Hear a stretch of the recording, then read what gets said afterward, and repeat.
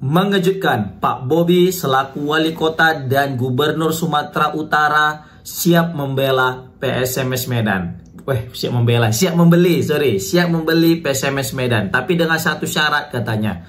Kalau bisa dia itu mengelolanya bersama dengan Pak Edi. Jadi ketika ditanya dengan seorang wartawan ya tentang isu penjualan PSMS Medan, terus ditanyalah Pak Bobi, mau nggak beli PSMS Medan? Baru Pak Bobi jawab, mau. Tapi jangan semuanya dilepas sama Pak Edi katanya kan. Kok bisa sama Pak Edi lah kita ngelola PSMS ini. Kalau sendiri awak katanya nggak ada Pak Edi nggak usah lah katanya. Bagus kalau mau apa PSMS ya bareng Pak Edi. Wow, ini sinyal positif ya kan. Bayangkan dua orang besar Sumatera Utara, dua tokoh besar Sumatera Utara bergabung untuk memajukan PSMS Medan. Pasti efeknya juga signifikan dibanding kalau perorangan, dibanding kalau misalnya kita sendiri gitu ya kan. Sebenarnya ini sinyal positif ya bagi pecinta PSMS Medan. Bayangkan jika kita dipimpin ya PSMS Medan ini dibeli khususnya ya sama mantan daripada wali kota dan juga gubernur terbaru kita ya, yang mana baru saja menang, dan yang mana di sini aku salut juga ini dengan Pak Bobi. Kenapa aku salut dengan Pak Bobi ya? Dia itu padahal kompetitornya Pak Edi Rahmayadi di ajang pemilihan Pilgub kemarin guys, pemilihan gubernur. Tetapi dia tak sungkan dan tak malu bilang kalau mau beli PSMS ayo tapi bersama dengan Pak Edi, ya kan? Bukan hanya sendiri gitu. Ini sebenarnya kalau berkaca daripada rivalitas mereka, mungkin salah satunya pasti mungkin kalau misalnya dia yang pasti nggak akan mau gitu. Ya kan, contoh Pak Bobi misalnya mungkin kesal kemarin pas debat gimana, mungkin kalau dia nggak punya jiwa hati besar pasti nggak akan mau itu beli PSMS. Kalaupun beli pasti dia yang menguasai, tidak ada bagi dengan Pak Edi gitu. Tapi ini dia mau berbagi dengan Pak Edi. Ini menandakan jiwa kesatria beliau juga luar biasa. Di samping memang beliau ini mungkin tahu, Pak Bobi mungkin tahu ada masalah besar di balik PSMS ini, yang mana mungkin hanya Pak Edi itu sendiri yang bisa menyelesaikan. Makanya Pak Bobi tak mau itu dia sendiri melangkah. Jadi kalau bisa ya ditemani sama Pak Edi, karena dia tahu Pak Edi juga meskipun tidak menjadi gubernur, tapi dia seorang yang powerful, yang punya relasi dan punya juga bisa kita bilang ya network yang cukup luas seperti itu guys. Ya walaupun kita tahu Pak Bobi juga punya relasi yang cukup luas, bahkan luas sekali sampai ke istana gitu kan.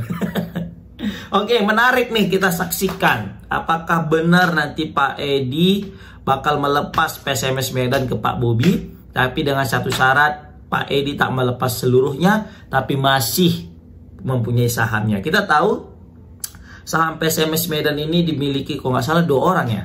Correct me if I'm wrong. Kalau misalnya salah komentari.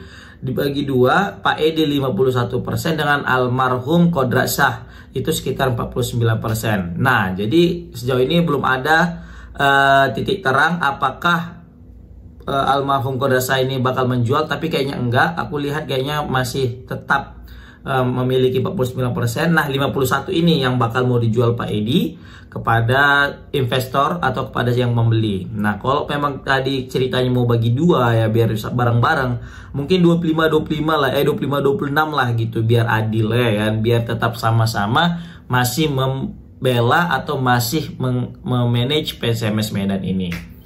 Aku rasa juga jika Pak Bobi yang beli PSMS Medan, ya bukan tidak mungkin Stadion Utama Sumatera Utara itu bakal bisa dipakai oleh PSMS Medan dan langsung keluar surat izinnya. Ya kan, siapa tahu ya kan, kita nggak ada yang tahu ya kan, tahulah kehidupan ini penuh dengan misteri. Oke. Tapi ini menarik ya, sebenarnya aku dari orang awam juga ya masih nggak tahu berapa kisaran harga yang layak untuk PSMS guys.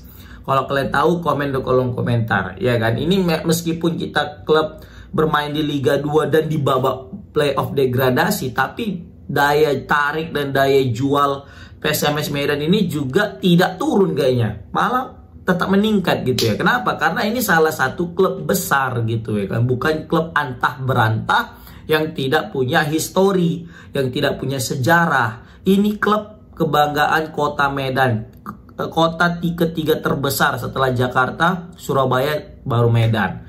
Dan ini juga salah satu klub yang paling banyak tropinya ketika era perserikatan, ya kan.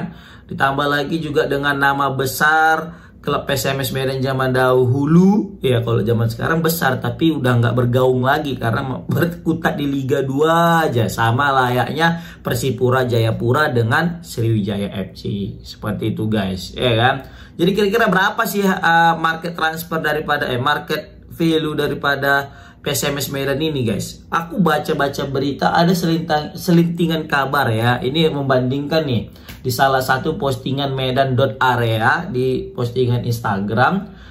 Kemudian ada yang ngomen Najiah 02. Dia bilang klub Como Serie A yang pemiliknya itu orang Indonesia ya, klub Como 19 yang di Serie A itu harganya itu sekitar 19M. Nah, akan dibeli 19M oleh pengusaha Indonesia saat ini. Nah, ini aku nggak tahu apakah 19M ini untuk 100% sahamnya atau 19M ini hanya beberapa persen. Nah, seperti itu. Nah, ada berita kabar PSMS Medan ini dijual juga dengan 19M. Seperti itu guys. Dan aku juga nggak tahu apakah 19M ini 51% punya Pak Edi atau seluruhnya bersama juga dengan almarhum. Nah, seperti itu guys. Menarik kita pantau hingga akhir gimana nasib PSMS untuk mencari tuan barunya. Apakah bakal bersanding Pak Edi dan juga Pak Bobi dalam memajukan persepak bolaan Sumatera Utara melalui PSMS Medan. Kan? Karena udah saatnya kita bersatu, jangan lagi bercerai-cerai antara kubu Pak Edi, kubu Pak Bobi. Kita udah, kalau udah selesai itu namanya Pilgub, sekarang mari kita bersatu untuk kebangkitan Sumatera Utara melalui sepak bola yaitu PSMS Medan, kan gitu. Jadi udahlah, buang ego dan gengsi. Aku udah yakin kalau misal bergabung ini Pak Edi dengan Pak Bobi, bakal cetar membahana nih PSMS. Kayaknya pemain-pemain kelas kakap pun bakal bisa diturunkan, ya kan. Bayangkan nanti lobby-lobby Pak Bobi, ya kan, ke beberapa investor, ya kan, ke beberapa pengusaha-pengusaha dengan relasinya yang cukup luas bersama juga dengan Pak Edi. Waduh, ini bisa kebayang bakal bertabur sponsor yang akan muncul di dada baju PSMS di jersey-nya gitu, ya kan. Nah, ini menarik kita pantau guys, karena kita tahu PSMS Medan ini sekarang masih saja betah di Liga 2 ya. Apalagi sekarang prestasi terburuk PSMS di musim ini. Kenapa? Karena kita gagal masuk 8 besar dan juga kita harus ya melewati fase namanya babak playoff degradasi untuk bertahan di Liga 2. Bayangkan PSMS Medan sempat tidak berhasil lolos di babak degradasi ini, maka babak playoff ini maksudku, maka bisa kemungkinan PSMS Medan akan langsung terjun bebas ke Liga 3. Dan kalau terjun bebas ke Liga 3, wah ini pasti market value daripada PSMS Medan akan langsung turun drastis. Seperti itu. Dan kita bakal sulit lah untuk merekrut pemain-pemain teranyar, pemain-pemain gokil yang berskill, ya kan. Karena kalau kita bertereng di Liga 3. Ya tapi tidak masalah, Liga 3 pun nggak apa-apa lah. Selagi itu PSMS tetap aku dukung. Mau Liga 4, Liga 5, PSMS tetap kebanggaan. PSMS tetap klub kebanggaan Kota Medan. Klub masa kecil yang harus tetap kita dukung mau gimana pun dia berada. Ya kan? Tapi tidak berharap kita guys. Tapi kita berharap apa? Bertahan di Liga 2 dan kita song-song musim depan menuju Liga 1. Seperti itu guys. Kan? Komen di kolom komentar gimana pendapat kalian guys tentang niat Pak Edi yang mau tentang niat Pak Bobi yang mau membeli PSMS Medan, tapi kalau misalnya mau sama-sama dengan Pak Edi Rahmayadi. Jika Pak Edi mau, maka ini fix Pak Bobi mau untuk membeli PSMS Medan. Nah, yang jadi pertanyaan, akankah gayung bersambut? Komen di kolom komentar. Assalamualaikum warahmatullahi wabarakatuh.